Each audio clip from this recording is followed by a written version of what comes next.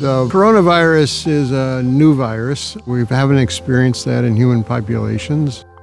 If it's in wastewater, then you know that there are people contributing to that wastewater who actively have the virus. Your immune system kills them and they get ejected from the body through your gut. Sewer surveillance picks up the symptomatic and asymptomatic cases. At the national level, there's a lot of interest in whether sewer surveillance could be a valuable tool. The piece that Clean Water Services brought to it all is we knew how to sample inside the sewer system. It takes a trained crew to do that. We now have a trained crew that can get samples almost anywhere. So once Clean Water Services collects the samples and filters the samples, they are then shipped to Oregon State University where we quantify them using a technology called droplet digital PCR. We are looking for viral fragments.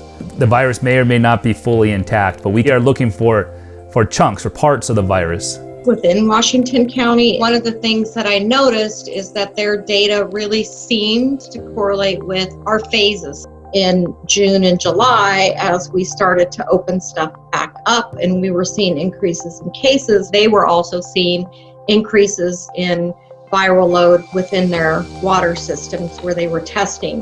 It seemed really interesting from a public health perspective, something that we wanted to learn more about. We've been able to repeat this now in several communities, and what we've seen is a very strong correlation between the gene copies per liter in the wastewater and the percent prevalence in the communities. So it's really impactful to have different methods of testing, and it really helps us better leverage the tools we have, whether it's PCR tests or a saliva-based test, to really get those tests to the people who really need them.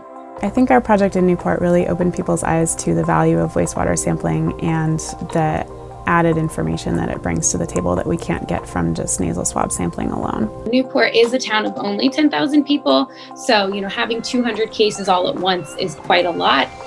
When we went to Newport, within a week or so, we saw a very large spike in the wastewater, which was expected due to the outbreak that was occurring there. And then shortly after that spike, the city implemented a mask mandate, and from that point forward, we saw the viral signals decreasing in the wastewater at the treatment plant. And so that gave a positive feedback loop to the city council that the mask mandate was having the effect that they were hoping it would have. The wastewater data tracks pretty well with the reported positivity rate on a really fine spatial scale. So you really want to get down to the level of neighborhoods or even single city blocks, you can do that and it works.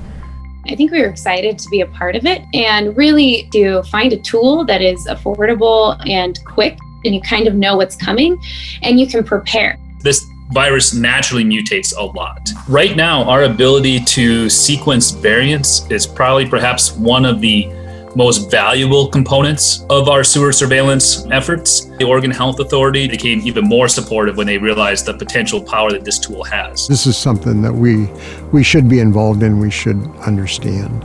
The thing that instills some sort of enthusiasm in all is, I'm doing something really important here, and it might make a difference in all this.